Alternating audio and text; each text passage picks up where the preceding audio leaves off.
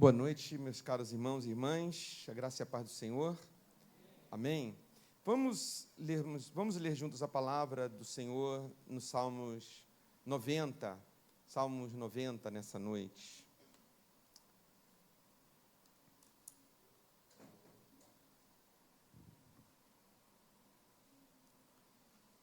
Salmos 90, diz assim o texto: Senhor, Tu tens sido o nosso refúgio de geração em geração. Antes que os montes nascessem e se formassem a terra e o mundo, de eternidade a eternidade Tu és Deus. Tu reduzes o homem ao pó e dizes: tornai filhos dos homens. Pois 1000 anos aos Teus olhos são como o dia de ontem que se foi e como a vigília da noite. Tu os arrastas na torrente, são como um sono, como a relva que floresce de madrugada. De madrugada viceja e floresce, à tarde murcha e seca. Pois somos consumidos pela Tua ira e pelo Teu furor conturbados. Diante de Ti puseste as nossas iniquidades, e sob a luz do Teu rosto os nossos pecados ocultos. Pois todos os nossos dias se passam na Tua ira, acabam-se os nossos anos como um breve pensamento. Os dias da nossa vida sobem a 70 anos, ou, em havendo vigor, a 80. Neste caso, o melhor deles é canseira e enfado. Porque tudo passa rapidamente e nós voamos. Quem conhece o poder da Tua ira e a Tua cólera, segundo o temor que Te é devido? Ensina-nos a contar os nossos dias para que alcancemos coração sábio. Volta-te, Senhor. Até quando? Tem compaixão dos Teus servos. Sacia-nos de manhã com a Tua benignidade, para que cantemos de júbilo e nos alegremos todos os nossos dias. Alegra-nos por tantos dias quantos nos tens afligido, por tantos anos quanto suportamos a adversidade. Aos Teus servos apareçam as Tuas obras, e a seus filhos a Tua glória. Seja sobre nós a graça do Senhor, nosso Deus. Confirma sobre nós as obras das nossas mãos. Sim, confirma a obra das nossas mãos. Irmãos, este salmo, ele tem um início, uma parte dele, que eu diria até o verso 11, para nós, melancólico. Um tom melancólico, um tom triste, nesta primeira parte deste salmo. Porque, neste salmo, o Moisés, que é considerado o autor deste Salmo 90, e aí tem esse título nas nossas Bíblias, a eternidade de Deus e a transitoriedade do homem, mas esse título não foi colocado aí por Moisés. Não sabe nem se Moisés deu o título ao seu salmo, mas isso foi dado depois pelos tradutores da língua portuguesa, e leram e falaram: isso aqui está falando de tal assunto, para poder organizar os textos bíblicos. Mas talvez não fale somente ou simplesmente sobre isso, a eternidade de Deus e a transitoriedade do homem. Mas o fato é que essa primeira parte desse salmo parece um tanto melancólica, um tanto triste. Primeiro, ele vai exaltar a Deus. Ele vai dizer que Deus é o nosso refúgio de geração em geração. Ele vai declarar, é uma declaração, que antes que os montes nascessem e se formassem a terra e o mundo, de eternidade a eternidade Tu és Deus. Então ele está colocando as coisas nos seus lugares. Muito bom, verdadeiro essa declaração. Claro que se não fosse também não estaria aqui na Bíblia, mas é uma declaração verdadeira. De eternidade a eternidade és Deus. O Senhor não está nesse plano. O Senhor não está aqui, porque aqui é o mundo, montes. Aí ele vai entrar na humanidade, que é o que nos toca, a partir do verso 3. Ele vai dizer: Tu reduzes o homem ao pó. Então, se a condição do Senhor é de Deus, que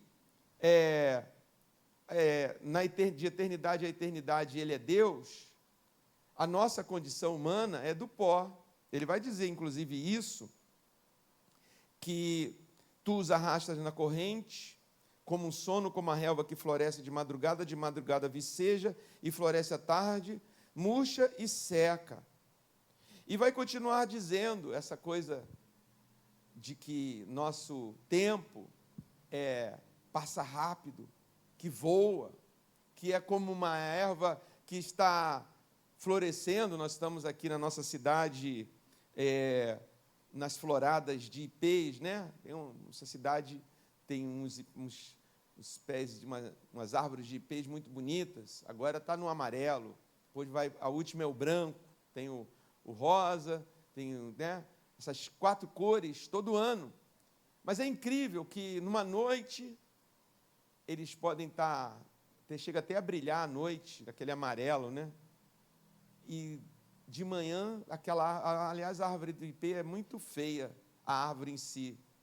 Ela passa o ano, parece estar seca, não tem folhagem, né? Dá uma folhagem e, de repente, aparece aquela florada na época certa.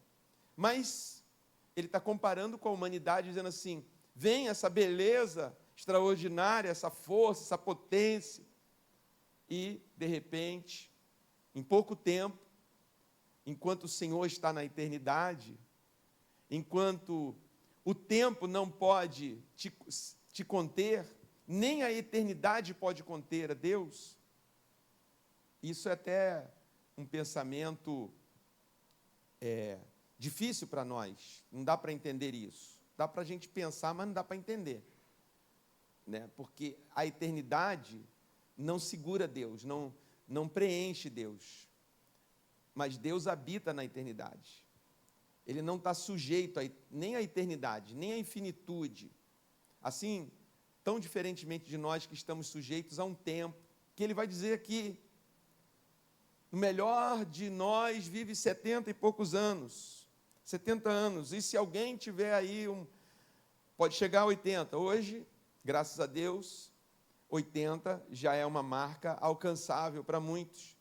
Há dados aí apontando que a população está envelhecendo. Nós já vemos pessoas com seus 80 até 90 anos ainda ativas, né? Autônomas, se não tem não está com algum problema de saúde, etc., está autônoma ali. Mas mesmo assim, vamos supor 100 anos, que alguém viva 100 anos, é pouco. É pouco. Porque, não é verdade? Porque quando eu às vezes, isso aqui compartilhar agora com os irmãos, né? Penso assim, a vida não é justa, né? A vida não é justa. Você luta a vida toda para alcançar sabedoria, conhecimento. Aí quando você alcança esse tempo, 60, 70, 80 anos, fala assim, agora eu estou pronto, eu aprendi tanta coisa na vida, eu posso ensinar, eu posso aprender com os meus erros e passar para frente, para as novas gerações, não terem que passar o que eu passei, mas aí o tempo já está acabando. Ou como eu penso na minha metáfora, o trem está chegando na estação. E queira ou não, alguém vai bater no seu ombro e falar assim, ó, a sua passagem foi até aqui. Oh, mas agora que, poxa, agora que eu estou vendo aqui o meu bisneto, quero ver ele crescer.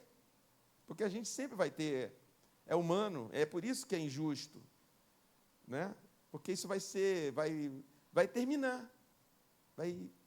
Queiramos ou não, vai terminar. Então, ele está dizendo isso, né? Por isso que eu falo que parece melancólico.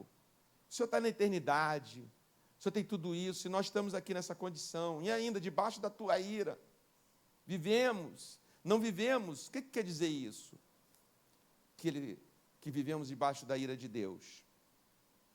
Porque todos pecaram, segundo a palavra de Deus explica, todos pecaram e destituídos estão da glória de Deus. Nós nascemos nessa condição e vamos passar a vida nessa condição sem a glória de Deus, sem contemplarmos a glória de Deus. Hoje, o melhor que nós sentimos da presença de Deus é em espírito e em verdade. Nós sentimos a presença de Deus. E já é tão gostoso, já é tão bom, já nos preenche, já nos faz, né, pessoas melhores, muda tanto a nossa vida, essa presença de Deus espiritual, como nós dizemos, Deus está no meu coração, Deus, né, tem me feito uma nova pessoa, tenho andado com Deus, mas nós não vemos a Deus, não vemos nem um pó das sandálias de Deus que passou aqui, porque isso foi tirado de nós. Mas quem tirou isso? Deus? Não. Teologicamente falando, a resposta é que lá atrás, muito lá atrás, os primeiros seres humanos preferiram viver assim. Escolheram quiseram ser Deus, quiseram tirar Deus do trono e perderam os frutos da glória de uma vida com Deus. Esse é o problema, este é o problema. Mas a boa notícia, já vou dizer, é que Deus mesmo já resolveu este problema. Esse problema está resolvido. Então a vida é tão interessante porque nós estamos vivendo aqui, mas sabemos que nós vamos chegar, não vamos chegar quando o trem chegar na estação, para nós é um começo, não é o fim da linha, porque Deus já fez com que o fim tivesse fim. A nós estávamos destinados ao fim. Um dia sua vida vai terminar para sempre. Mas Deus enviou o Filho, Jesus. Deus desceu do céu, já que nós não podemos ir à glória dele, ele veio até nós. Para que o nosso fim não tivesse fim. Ah, mas como ainda nascemos no pó, que essa é a fase que nós estamos esperando. A segunda fase da história, a segunda fase do plano eterno de Deus, que é fazer uma nova criação, que não será como esta, como a vivemos agora. Então ainda estamos nessa criação, e somos sujeitos ao tempo, como todo mundo. Todos nós estamos sujeitos ao mesmo tempo que todo mundo. Grandes, pequenos, Apocalipse diz, eu vi grandes, pequenos, reis, tronos, todos de joelho diante do Cordeiro de Deus, declarando que ele é o Cordeiro de Deus. Lá, no início de todas as coisas, porque Apocalipse não é o fim, como alguns podem pensar. Apocalipse é uma foto em preto e branco, porque não tem todas as coisas ali, do que será o início de todas as coisas. Então nós estamos indo, não é para o fim, nós estamos indo para o início de tudo, que Deus preparou para quem crê no seu Filho Jesus antes da fundação do mundo. Quando o homem pensou, dei uma rasteira em Deus, tirei ele do seu trono, não precisamos mais de Deus, nós somos os tais. Isso é que é ficar debaixo da ira de Deus, porque a desobediência a Deus, não é que Deus está irado lá em cima, dizendo assim, eu vou castigar vocês pelo resto dos seus dias, eu vou mandar doença, eu vou diminuir a expectativa de vida de vocês. Não, Deus está, pelo contrário, mandando vida. Mas Deus é Deus, Ele estabeleceu todas as coisas. Senão Ele iria aceitar o pecado, entende? Se não tivesse mexido com a ira de Deus, porque Deus é irado contra o pecado. Por quê? A mesma maneira que você que é pai, que é mãe, vai ficar irado com alguma coisa que prejudique seu filho, né? Alguma coisa que faça mal ao seu filho, seja o que for, até um alimento. Aquele alimento está causando mal você vai ficar irado com aquilo, tem que tirar isso, vai fazer uma passeata, vai fazer um movimento, tem que tirar isso do mercado, tem que acabar com esse negócio, porque isso fez mal ao meu filho. Mas não que você vai desprezar seu filho e botar seu filho para pagar a ira entendeu? Porque você está irado. Então é isso, explicado aqui, mas é claro que isso não se esgota aqui. O fato, irmãos, é que eu quero chamar a atenção a isso. Então ele vai até o verso que eu falei, o verso 10, o verso 11. Poderia dizer que se trata até de uma análise depressiva da vida. Uma análise existencialista da vida. O que é isso, pastor? Análise existencialista. Sabe que nós vivemos no existencialismo. O que é o existencialismo? Vamos falar um pouquinho de filosofia aqui. Existencialismo foi um negócio que é fruto da era que nós vivemos, de século XVI, XVII, XVIII, começou a surgir esse negócio de existencialismo. Que quer dizer o seguinte: eu sou a medida de todas as coisas, o eu, o ego, o ser. Por isso não precisa de Deus nenhum para definir nada para mim. A minha existência é a prova de tudo, é o início, o meio e o fim de tudo. Por isso o nome existencialismo. E no século XX isso se multiplicou, e no século XXI isso virou lei. Isso está na cultura, isso já está nas leis, isso já está em tudo, o existencialismo. É o existencialismo que gerou o tal do relativismo. Porque se o homem é a medida de todas as coisas, não é a mesma medida para você. Não é a mesma medida para você. Não existe igualdade, não existe unidade, não existe nenhum absoluto que eu deva seguir. Eu sigo a minha existência, daí o termo existencialismo. E não adianta você lutar com isso, porque a humanidade preferiu isso. Tudo que exalta o ego, todo mundo agora é rei, todo mundo agora é senhor, todo mundo é príncipe, todo mundo é princesa, todo mundo é... Eu tenho meu império interior, minha vida. Então isso é muito difícil se é que essa é a proposta de terminar. Eu não acredito que seja isso, mas o fato é que nós vivemos nesse mundo existencialista. E o existencialismo, ele é melancólico. O existencialismo leva a pessoa a essa crise de tristeza, de melancolia. Não é à toa que tem tanta gente sofrendo, porque o seu existencialismo pode mandar uma mensagem para dentro dele dizendo assim: a minha vida acabou. Minha vida não tem sentido. Aliás, uma das marcas do existencialismo, segundo um filósofo francês que é o Papa, junto com a sua mulher, Simone de Beauvoir, e esse Jean-Paul Sartre, é que a vida é uma náusea. A vida é uma náusea. Então, o existencialismo tem que trazer esse mal-estar. Tem que trazer esse mal-estar, porque é com esse mal-estar que você não vai ser subordinado a ninguém. Leia-se Deus. Esse mal-estar que vai te levar. Mas a gente não foi feito para o mal-estar. A gente não foi feito para náusea. Então ninguém suporta. É uma contradição. As pessoas querem felicidade, prazer, mas também querem viver na sua náusea existencial. Administrar essas duas polaridades é muito difícil. E é por isso que tem tanta gente sofrendo na alma, no espírito, nesse cativeiro, porque quer ser dono de si, mas o existencialismo não deixa. Então, eu acho que aqui, até o verso 10, 11, parece uma conversa existencialista. Nós somos o pó, nós estamos passando, o Senhor está aí na eternidade, cuidando da sua casa eterna, seu paraíso maravilhoso, mas aqui é a náusea, aqui é o lugar ruim. Por causa da ira do Senhor, que a gente vive debaixo dessa ira, é isso mesmo, e a vida não tem sentido. Que sentido tem viver 80 anos e acabar? Que sentido tem viver sem acabar? Que sentido deixar aquilo que se fez? Que sentido tem? Né? O sentido é muito importante.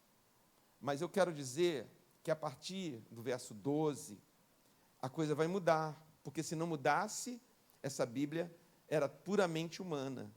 E essa Bíblia não é puramente humana. Essa Bíblia é inspirada por Deus para falar com nós humanos. Então, o que Deus quer comunicar? Deus não pode, infelizmente, estar aqui presente nessa noite, pessoalmente, e falar coisas para a gente reveladoras.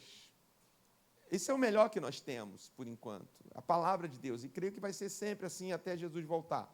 Ele não escolheu outro modo de revelação.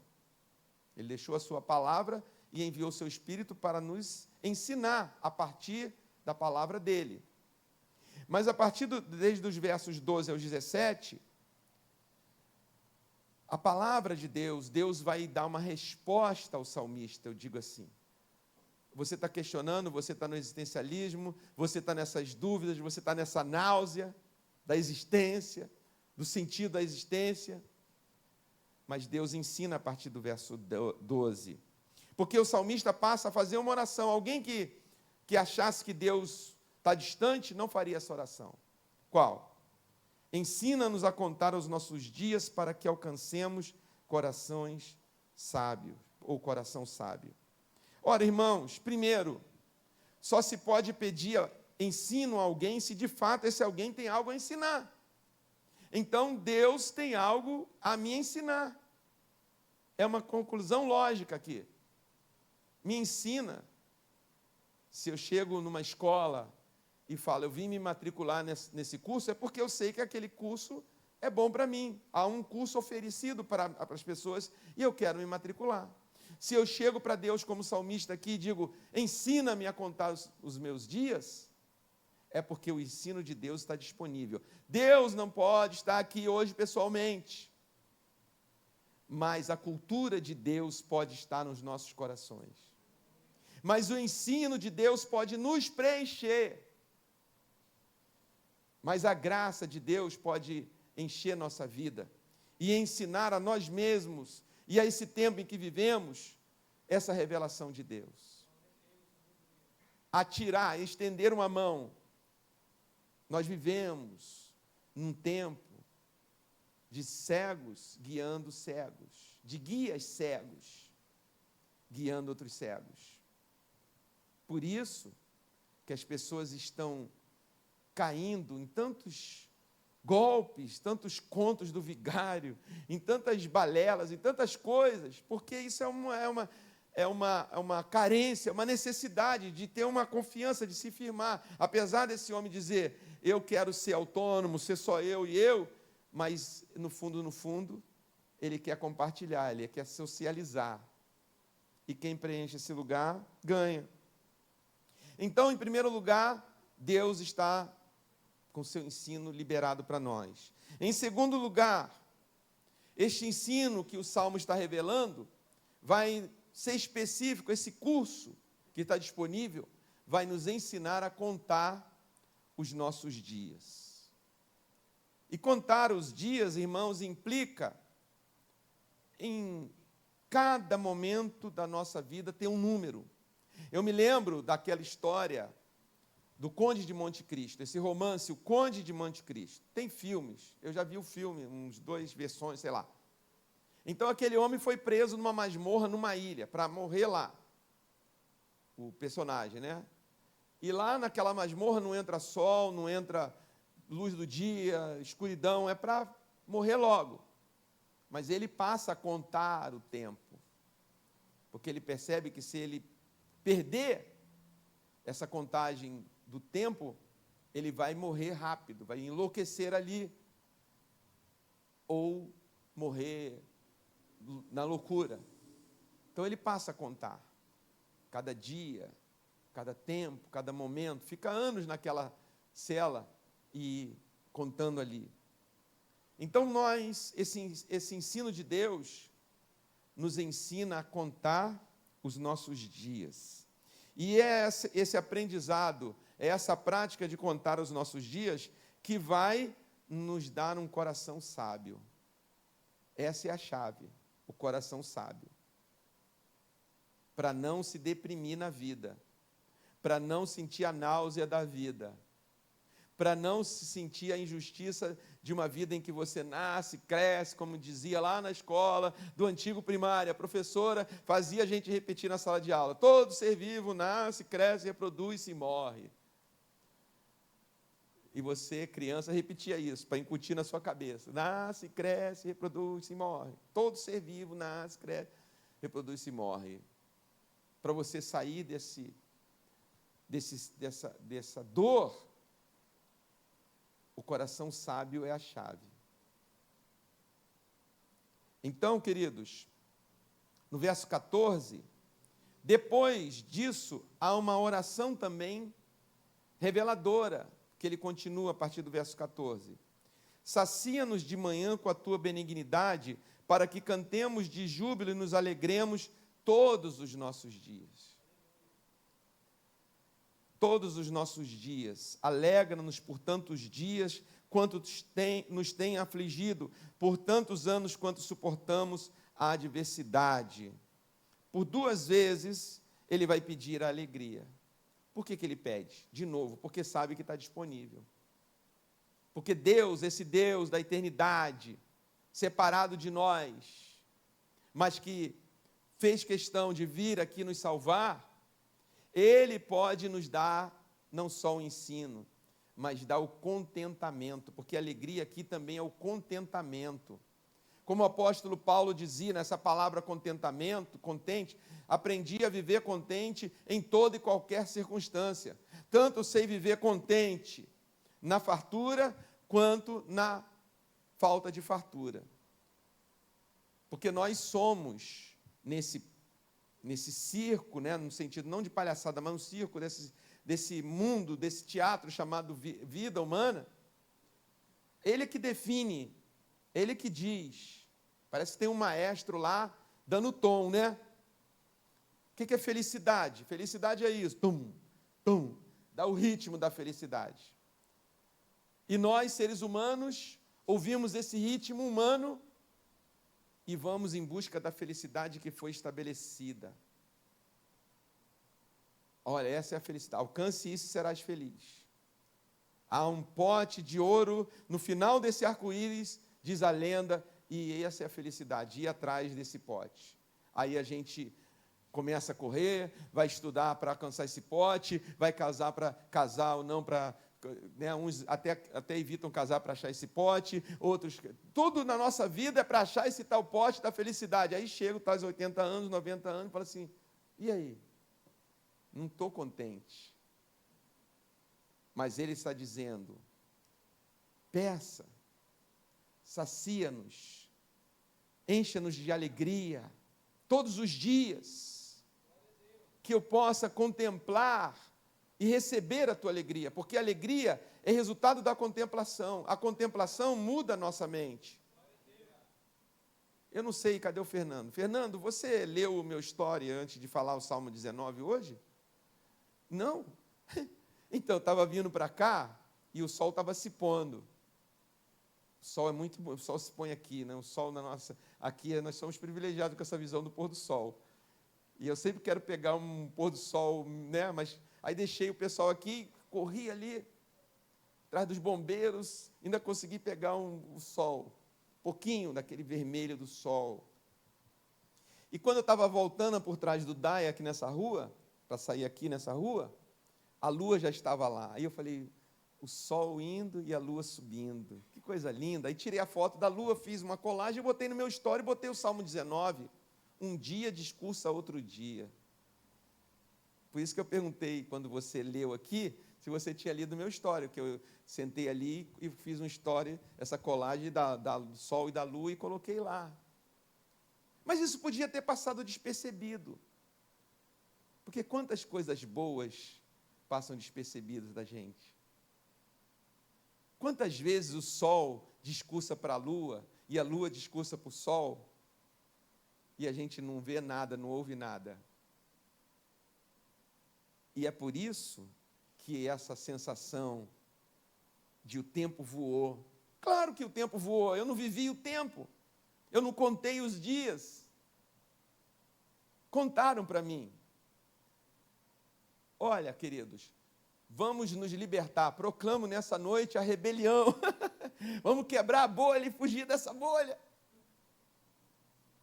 Às vezes eu falo assim, nossa, é uma teoria da conspiração cósmica, que eu não quero aqui dar nome a boi nenhum da minha conspiração, mas há uma conspiração cósmica. Pegaram essa atmosfera, esse planeta, esses seres humanos, fizeram, mas é como aqueles hamsters, tem comida, tem água, para ficar lá, correndo atrás da felicidade, para sentir uma endorfina no cérebro, aí ter mais apetite e não sei o quê. Mas a sua felicidade dentro daquela bolha. E naquela bolha você não conta os seus dias, porque alguém está contando os dias para você. O dono da bolha, ele vai criar um brinquedo, vai colocar um brinquedo novo para você se distrair, vai colocar alguma coisa, é isso.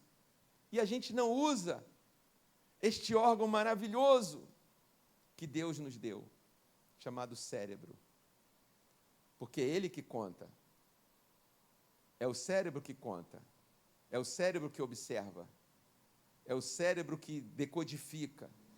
É o cérebro que filtra, que nos dá o pensamento para definir o que cada dia. O que esse dia de hoje trouxe para você que você viu? O que você viu de bom hoje? Porque ele está dizendo, olha, sacia-nos de manhã com a tua benignidade. Eu te pergunto, você se alimentou da benignidade de Deus hoje? Vocês estão em dúvida? Se vocês não tivessem se alimentado da benignidade de Deus, não estariam aqui. Nada maligno atingiu a vida de vocês. Porque a benignidade de vocês... Mas vocês não, se não responderam, porque não sentiram. Estavam distraídos, pensando na macarronada, pensando na sobremesa, pensando na segunda-feira. Amanhã, meu Deus, aquelas... pensando nos problemas que estão lá na terça, na quarta, pensando na aposentadoria, talvez, para se livrar de tudo e ser feliz forever.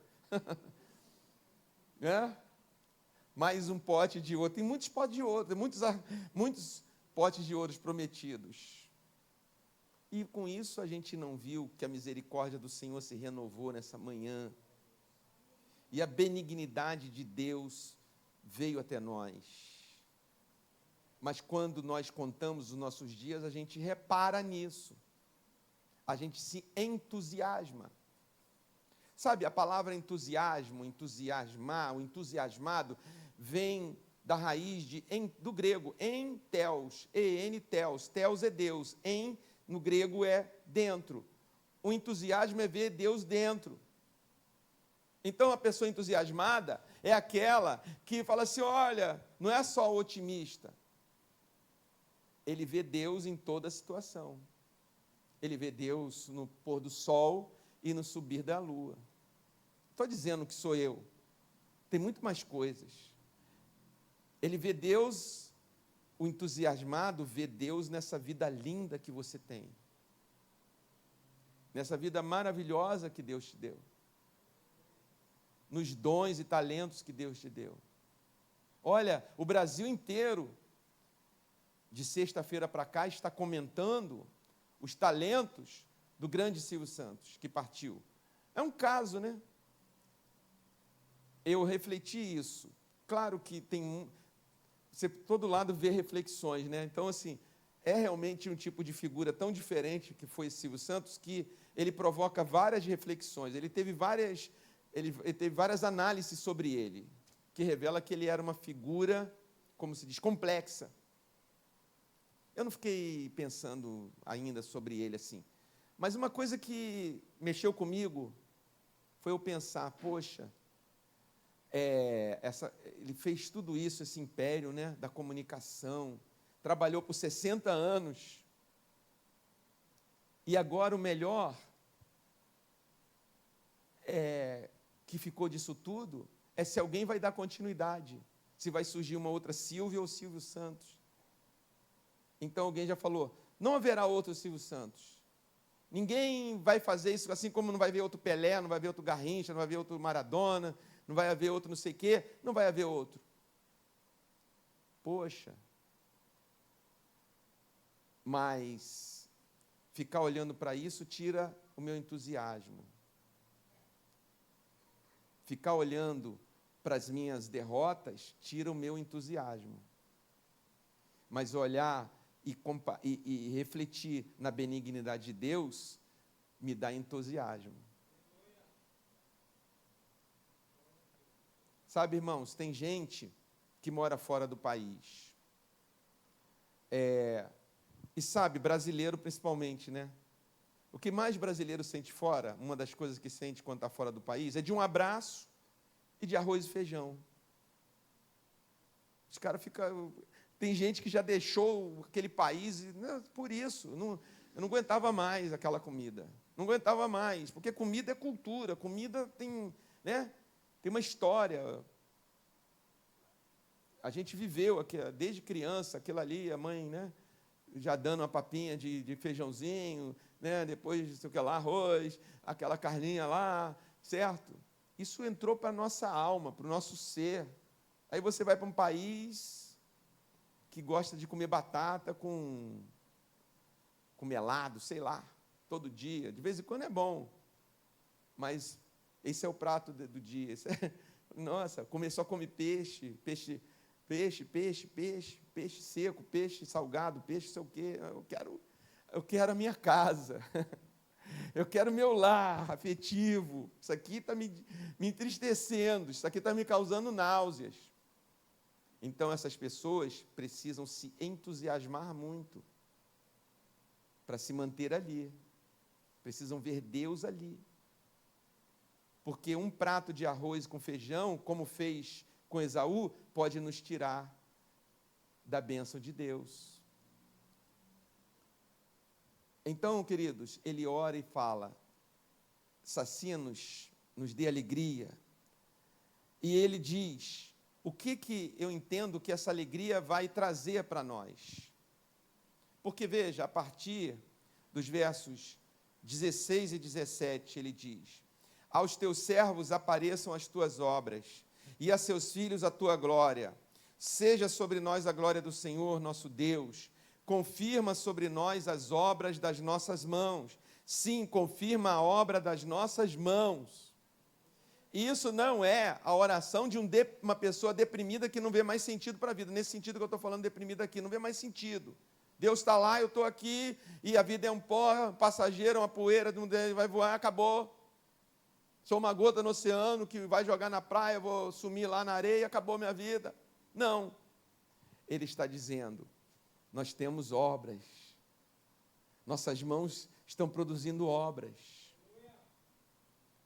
Então nós precisamos dessa alegria para que as obras de nossas mãos sejam confirmadas. Passem de ser sonhos. Outra, né, não estou querendo trazer Silvio Santos, pelo amor de Deus, para um papel de santidade aqui, que não é o caso. Mas ele, hoje, é história, e como história pode ser comentada também, ainda que é uma história muito recente. Mas 60 anos de perseverança numa coisa, você começar 60 anos, quanta coisa já aconteceu, quantas modas já vieram, quantas novidades já vieram, e o cara ali fazendo aquele programa, com aquele microfone ali, sendo sucesso, perseverando. Porque, com certeza, ele nunca perdeu a visão de que ele queria ver a obra das mãos dele acontecendo. Nós não vamos ser um Silvio Santos da vida. Talvez, pode ser, num sucesso assim, tremendo, numa área que a gente faça. Mas isso não quer dizer que aquilo que eu estou fazendo hoje, eu perco sentido, eu não veja mais sentido, porque eu vou viver só 90 anos, só 100 anos, só 40 anos. Eu vi outro filósofo também, aquele doutor Clóvis lá, Clóvis Filho, está com uma doença, e ele falou, eu estou falando do que ele disse lá nas redes sociais: essa doença pode me dar 1 ano mais, 2, e eu já perdi um olho, e aí é uma doença autoimune que, se ele tomar o remédio, tira toda a imunidade dele, e ele é um palestrante, né, se reinventou sendo palestrante, hoje viaja, é um sucesso dando palestras, saiu da USP de professor para ser palestrante, achou um lugar na vida, né, a obra da mão dele. Vê essa doença, se você tomar um remédio, que vai tirar toda a sua imunidade, e vai tirar o ataque do seu corpo contra você mesmo, você não pode mais frequentar as palestras, porque você pode pegar uma gripe e te matar. Você não pode mais ficar em contato social. Então ele colocou isso como um bom filósofo, como um dilema. O que eu vou fazer? Mas a vida pode terminar a qualquer momento. Então eu decidi viver intensamente o que eu sou todo dia. Não sei se ele leu a Bíblia, o Salmo 90, mas é mais ou menos isso. Ter a alegria do Senhor é a nossa força. e que um diagnóstico, nós estamos fazendo lá no Psicof, até faço um convite no meu canal no Instagram, @Ramon Costa 63, toda quarta-feira, 12:30, estão com uma série chamada Sobreviventes. Alguns irmãos já assistiram. Se não assistiu ao vivo, que às vezes não dá tempo, mas está gravado lá nesse canal no Instagram. Então, fiz uma conversa com um pastor, nosso amigo, que fez um transplante de rim esse ano. De repente, falou, se é hereditário, seu rim ou vai para hemodiálise, não tem cura. E alguém doou um rim para ele, está lá. E quem doou foi uma mulher que conheceu ele, a esposa dele, porque a esposa dele trabalha no projeto social lá e tal e tal. O segundo foi um pastor também que pregou aqui, inclusive, esse ano, pastor Alcimar, que teve câncer de tireoide. Falou também. Nosso irmão Wagner falou sobre o infarto que ele teve. Nosso irmão Wagner, que literalmente está voando, né? Segunda-feira estava voando, a primeira vez na vida, aí, a trabalho, irmãos, sabe? 2, 3 estados do Nordeste, o homem está aí. Nós vamos ter uma irmã que vai falar, quarta-feira vamos ter um jovem que está morando fora do país que vai falar. Por quê? Porque a nossa mensagem que eu falo, vamos falar, mesmo que você tenha uma doença dessa, que o médico diga é terminal, é 1 ano, é 2, é 3, a expectativa de vida, tomando esse remédio, seja essa notícia que for, que ninguém está adorando a pílula, quando você, como eles dizem, quando você recebe essa notícia, primeiro pensamento é natural, é automático, é como alguém dizer, chegou a estação final, levanta e pega as tuas coisas, porque acabou. Então você já começa a lutar dentro de você para...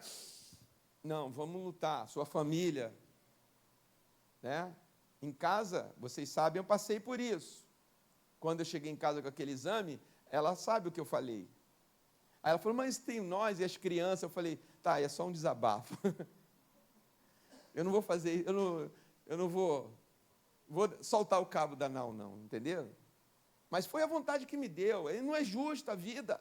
Poxa, quero criar meus filhos,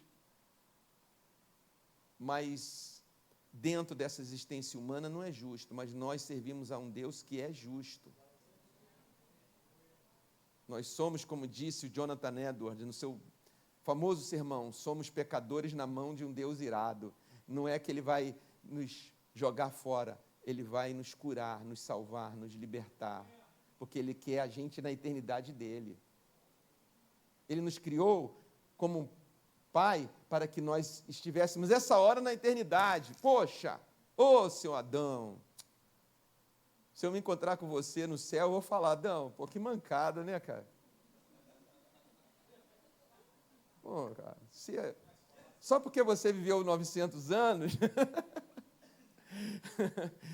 mas sabe o que é bom? A graça de Deus vai ter tirado tudo, até esses ressentimentos, porque o amor de Jesus é muito maior do que o que Adão fez, e é isso que nos sacia a alma. Então, queridos, eu quero dizer para você nessa noite, encerrando aqui, as obras das suas mãos, o que você está fazendo, eu não estou falando de coisas, eu estou falando de tudo, coisas materiais, imateriais, sua própria vida. Talvez hoje a maior obra, qual é a maior obra que você tem? Aliás, voltando, o Silvio Santos está muito quente na cabeça da gente, né? Silvio Santos de novo. Sai de mim, Silvio Santos. Eu já tive uma... Bom, não vou nem repetir isso, né? Poupar essas histórias, mas o Jô Soares, tem lá uma entrevista falando com o Silvio Santos, quando estava se aposentando, terminando lá, foi receber um prêmio, ele já bem idoso, e começou a chorar o Jô Soares. E aí o Silvio falou, por que você está chorando? Ele falou, porque você me reinventou, cara. Eu estava em fim de carreira na Globo, e você olhou para mim e falou, não, você pode fazer alguma coisa extraordinária. E ele começou a fazer aquele talk show no SBT, que ele trabalhou mais 25 anos e transformou a vida dele, de um Jô Soares que era um comediante, um grande comediante, mas se ele continuasse lá, era um comediante de pijama. Oh, não tem mais nem graça as piadas de Jô Soares da década de 70, ninguém ri mais. E ele lá melancólico. Mas ele foi reinventado, ressignificou, como dizem os psicólogos. Se o Silvio Santos pôde fazer isso porque ele tinha poder, pense aqui comigo, o que mais Deus pode fazer por você? Esse Deus que ele começa declarando, de eternidade a eternidade, tu és Deus. Talvez a maior obra que você esteja fazendo hoje é a sua própria vida. É a sua ressignificância nesse projeto, sem ser existencialista. Porque existe a ressignificância existencialista. Eu agora vou ser o bispo, o apóstolo Ramon. Eu vou me reinventar, agora eu sou apóstolo. Irmãos, pastora Priscila, vem cá, joga um óleo aqui na minha cabeça. Você é apóstolo, pronto, me reinventei. Isso é existencialismo. O existencialismo também entrou na igreja.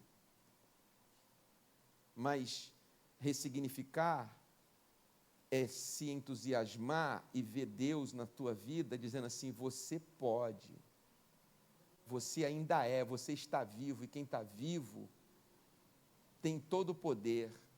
Eu gosto daqueles filmes de guerra, o Resgate do Soldado Ryan, e eu já vi vários documentários sobre aqueles sobreviventes de guerra, aqueles senhores, agora já está quase, não tem mais, né? O mais velho aí já está com 100 anos, um dos poucos no Brasil, acho que o último pracinha da FEB partiu, não sei se ainda tem algum, mas todos eles dizem a mesma coisa, você pode notar, quando alguém pergunta, então o senhor foi um herói? Ele falou, não, eu não fui um herói foi quem ficou lá no campo de batalha, eu não sei porque eu sobrevivi, eu estou aqui.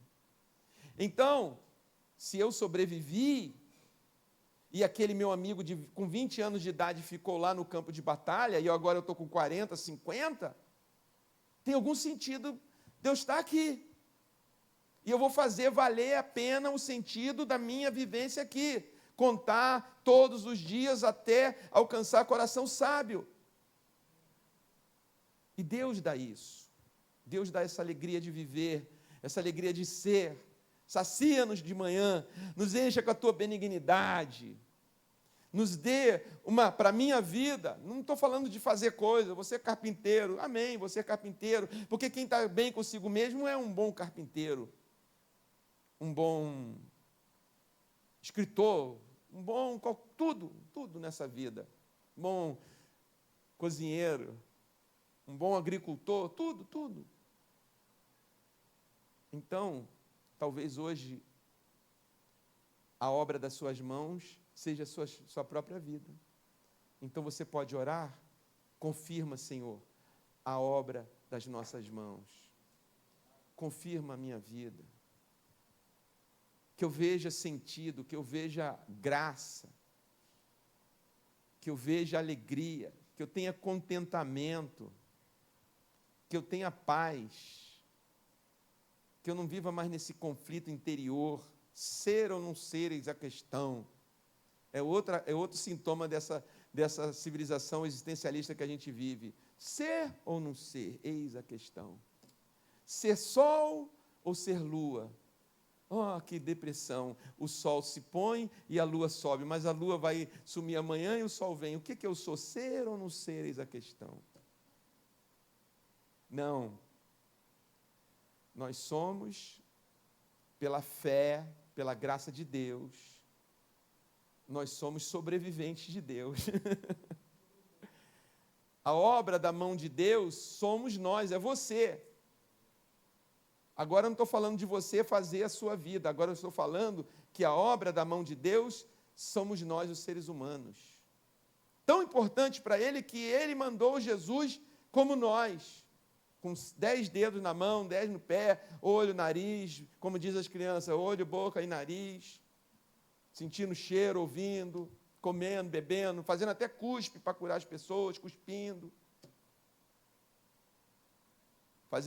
fritando churrasco de peixe. Aliás, vai ter um churrasco de homens, sexta-feira, senhores, varões estão convidados, sexta-feira, aqui na igreja, vai ser uma bênção. traga o seu kit churrasco, amém?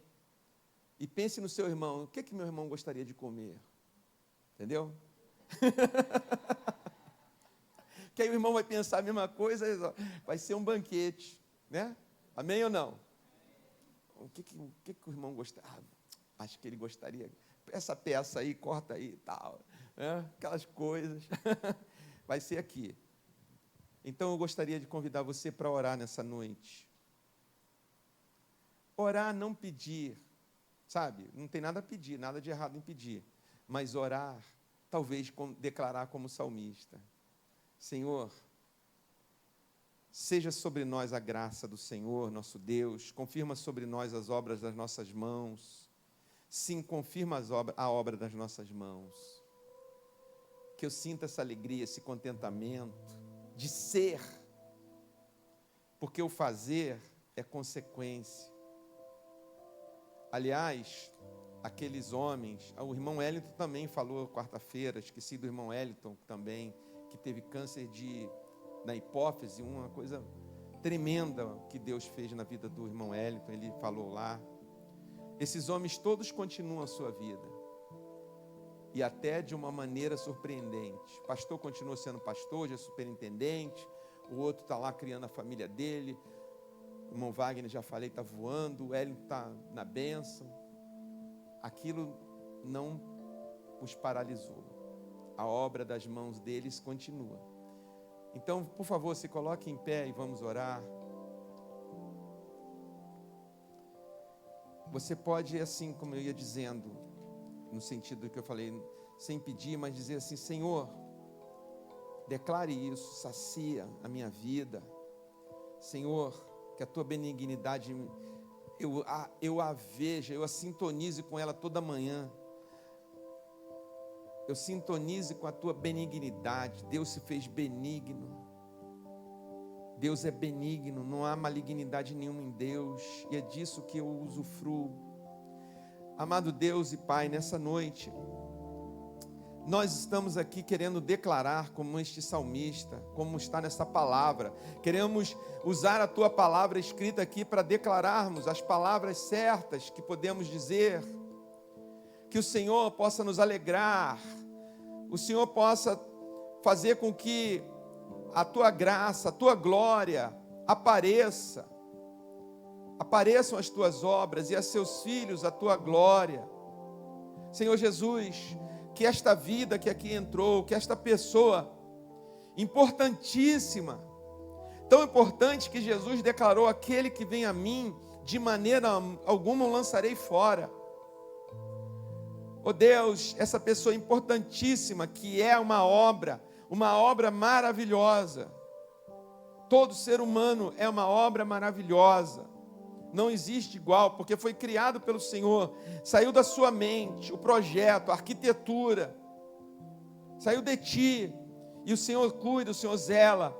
Se alguém está aqui nesse sentido deprimido, no sentido de ter perdido essa visão de si mesmo, da realidade do Senhor, que tenha essa consciência, que nós aprendamos, que nós venhamos a aprender, a contar nossos dias, que nós não sejamos dominados por esse mundo Matrix, que coloca a gente dentro de uma bolha e quer nos controlar a alma, o pensamento, quer controlar nossas opiniões, quer controlar nossa vontade, quer controlar nossa vida, quer definir quem somos.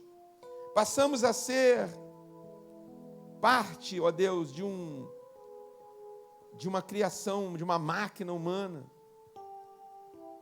Mas nós nessa noite, Senhor Jesus, queremos aprender a contar os nossos dias. Abençoa a nossa semana.